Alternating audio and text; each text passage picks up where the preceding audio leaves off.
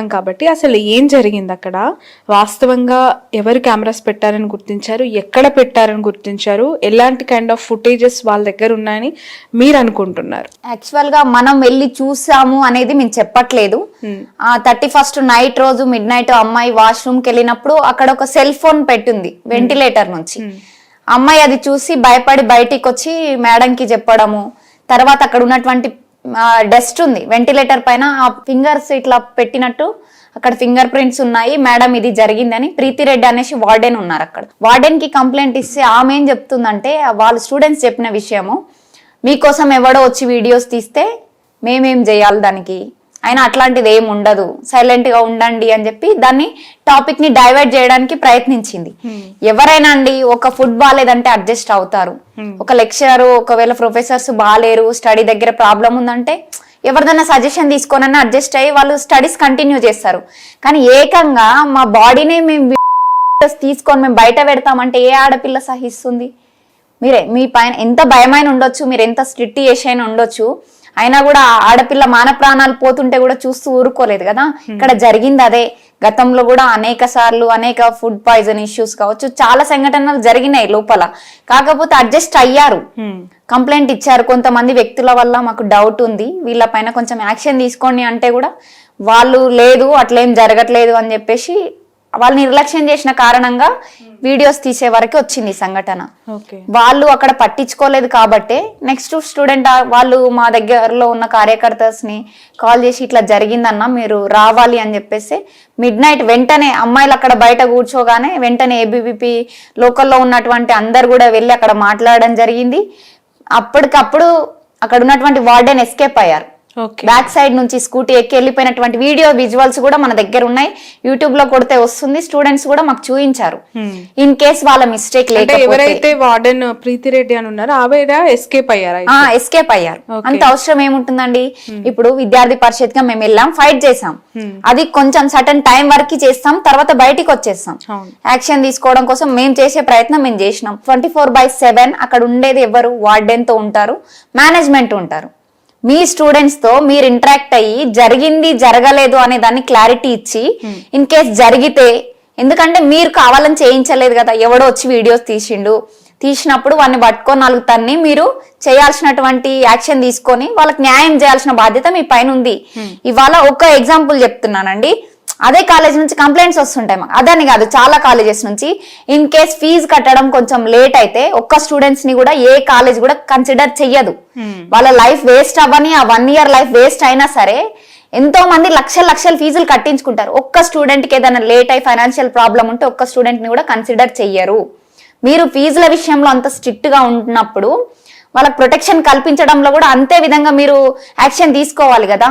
ఇది వాళ్ళు అంటే ఫీజులు వసూలు చేసే దాంట్లో ఉన్నటువంటి ఇంట్రెస్ట్ అమ్మాయిలకి రక్షణ కల్పించడంలో లేదు. ఇది ఒక్క కాలేజీలో కాదు, అనేక కాలేజీలలో రెగ్యులర్ గా ఏదో ఒక దగ్గర అమ్మాయిలు వర్కర్స్ చేతిలోనో లేకపోతే అక్కడ టీచర్స్ వల్ల పీఈటీలు అని చెప్పి ఎక్కడ మా కంప్లైంట్స్ రెగ్యులర్ గా వస్తుంటాయి. లోపలనే స్టూడెంట్స్ ని భయపెట్టడం, మేనేజ్ చేయడం, ఇది అయిపోయింది, ఇది అలవాటు అయిపోయింది. సెటిల్మెంట్లు, ప్రాణం పోయినా మానం పోయినా ఫైనల్ గా వాళ్ళు మనకు చేసే న్యాయం ఏంటంటే సెటిల్మెంట్. ఇప్పుడు సిఎంఆర్ కాలేజ్ లో కూడా ఈ ఎంటైర్ ఇష్యూ తర్వాత సెటిల్మెంట్ జరిగిందని ఒక వార్త బయటకు వచ్చింది. సెటిల్మెంట్ జరిగిన తర్వాతనే ఏబీవీపీ కూడా సైలెంట్ అయిపోయింది అనేది కూడా ఒక వార్త, ఆరోపణ. దానిపై మీరు ఎలా రియాక్ట్ అవుతారు? ఏబీవీపీ విషయానికి వస్తే ఏ సెటిల్మెంట్లకి లొంగే రకం కాదు. అక్కడ స్టిల్ గోపాల్ రెడ్డి చైర్మన్ వచ్చే వరకు స్టూడెంట్స్ ఒకటే అన్నారు. లోపలికి వెళ్ళిన తర్వాత స్టూడెంట్స్ ఏ ఒక్క స్టూడెంట్ కూడా మాస్క్ తీసి మాట్లాడట్లేదు. ఎందుకంటే మీరు వెళ్ళిన తర్వాత మమ్మల్ని ఇబ్బంది పెడతారు, మా మార్క్స్ వాళ్ళ చేతిలో ఉంటాయి, మా లైఫ్ వాళ్ళ చేతిలో ఉంటుంది, దయచేసి రిక్వెస్ట్ చేస్తున్నారు, సిస్టర్ మాది ఇది ప్రాబ్లం, మీరు మీడియాని కానీ కెమెరాస్ ని కానీ ఇక్కడ ఉంచొద్దు, మీరు పంపిస్తే మేము మాట్లాడతామని చెప్పేసి మాతో ఇంటరాక్ట్ అవ్వడం జరిగింది. వెళ్ళిన వాళ్ళం కూడా టీం మేము మొత్తం గర్ల్సే వెళ్ళాము. అక్కడ లాక్స్ వేసి ఉంచారు, అమ్మాయిలను ఎక్కడెక్కడ నిర్బంధించేసారు. అయినా మేము గేట్లు దునికి లోపల తాళం బగలగొట్టి, ఎందుకంటే ఇష్యూ బయటికి వస్తేనే న్యాయం చేయగలుగుతారు కాబట్టి అక్కడికి వెళ్ళి వాళ్ళతో మాట్లాడడం జరిగింది. ఇంత జరిగినా కూడా అక్కడ మేనేజ్మెంట్ ఎవరు కూడా రాలేదు. 24 hours గడుస్తుంది. మీ కాలేజ్, మీ మేనేజ్మెంట్ ఎందుకు రాదు? మీ తప్పు లేకపోతే మేము స్టిల్ అక్కడ కూర్చొని ఫైట్ చేసి మీడియా అంతా వచ్చిన తర్వాత గోపాల్ రెడ్డి గారు ఈవినింగ్ రావడం జరిగింది. స్టూడెంట్స్ ఏమన్నారు? గోపాల్ రెడ్డి సార్ని పిలిపించాలి అని చెప్పారు. మేము స్టూడెంట్స్ ముందు పిలిపించి వాళ్ళ డిమాండ్స్ ఏందని సార్ ముందే మాట్లాడించాం. వితౌట్ మీడియాతోని. తర్వాత అప్పుడు మేము యాక్షన్ తీసుకుంటాము, అసలు ఏం జరగలేదు. స్టూడెంట్స్ కి మొత్తం ఎగనెస్ట్ గా మాట్లాడుతున్నారు. హాస్టల్ కి అక్కడ watchmens, workers room, gents room attach అయి ఉంది. హాస్టల్ పక్కన అమ్మాయిలు ఉండే దగ్గర మీరు అట్లా ఎట్లా పెడతారు? లేదు అట్లా జరగలేదు అని చెప్పేసి వాళ్ళు తప్పుని కప్పిపుచ్చుకునే ప్రయత్నం చేస్తా ఉన్నారు. సెటిల్మెంట్లు అనేది వాళ్ళకి ప్రభుత్వానికి ప్రతిపక్షానికి ఉండొచ్చండి. ఇది మాత్రం క్లియర్ గా చెప్తున్నా. ఎందుకంటే మీరు ప్రతిపక్ష పార్టీలో ఉన్న కళాశాలలో ఇన్సిడెంట్ జరిగింది, ప్రభుత్వం ఎవరన్నా ఉండని అక్కడ ప్రభుత్వం మీ బాధ్యత ఏంది? అక్కడ ఇన్సిడెంట్ జరిగినప్పుడు మీరు స్పందించాలి, సరైనటువంటి యాక్షన్ తీసుకోవాలి. ఏమనంటే ఉమెన్ కమిషన్ స్పందించింది, నోటీసులు జారీ చేసిందంటే ఎప్పుడు ఉమెన్ కమిషన్ స్పందించేది? 24 hours గడిచిన తర్వాత కనిపించిందా మీకు ఇన్సిడెంట్?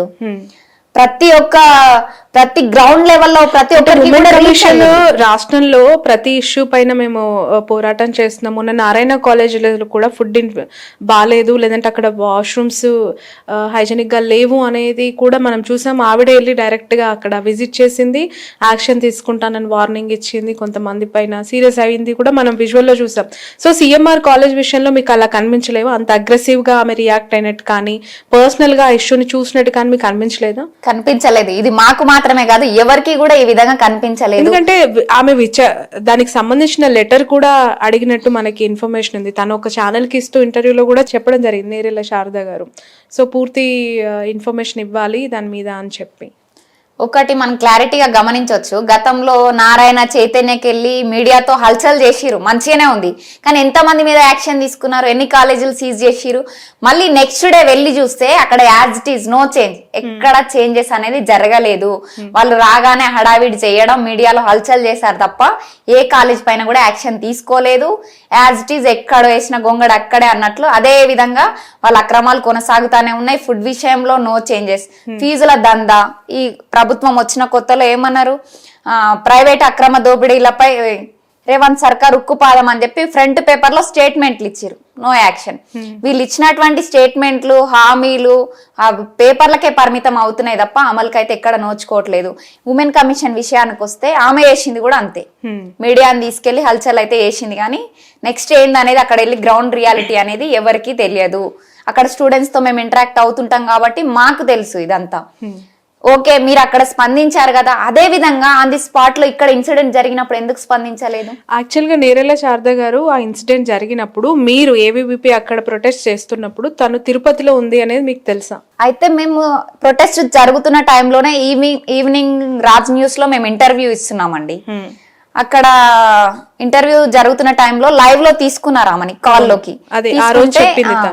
ప్రియా చౌదరి గారు నేను మాట్లాడతానమ్మా కలపండి అని చెప్పేసి ఆమెకి కనెక్ట్ చేస్తే వాళ్ళు ర్యాష్ గా సమాధానం చెప్పారు. ఆల్రెడీ నేను స్పందించాను, మీరు తెలుసుకొని మాట్లాడండి, లైవ్ లో నా పర్మిషన్ లేకుండా మీరు ఎట్లా నన్ను లైవ్ లో కాల్ తీసుకుంటారు అనేసి. నువ్వు పబ్లిక్ తరపున నీ బాధ్యత అది, మాకు అడిగే రైట్ ఉంది. ఎందుకంటే నువ్వు ఆ చైర్ లో కూర్చున్నావు కాబట్టి ప్రతి ఒక్కరికి కూడా పబ్లిక్ కి నువ్వు ఆన్సర్ చేయాల్సి ఉంటుంది. అది మర్చిపోయి నా పర్మిషన్ లేకుండా అంటే, ప్రజల పర్మిషన్ లేకుండా నా అక్కడ కూర్చున్నారా మీరు? అయినా 24 hours గడుస్తుంటే సోయి లేదా? మీరు తిరుపతిలోనే ఉన్నారు అనుకోండి.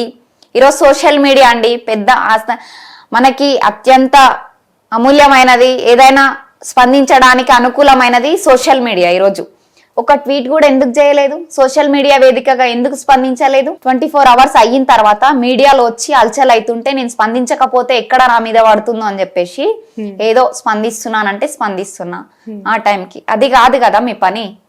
ఇన్సిడెంట్ జరగగానే మీరు అక్కడికి రావాలి. ఇన్ కేస్ మీరు అక్కడ అందుబాటులో లేకపోతే కనీసం సోషల్ మీడియా వేదికగా అయినా నేను ఉన్నాను మీకు అని చెప్పేసి అక్కడ విద్యార్థినిలకు ఒక భరోసానివ్వాలి.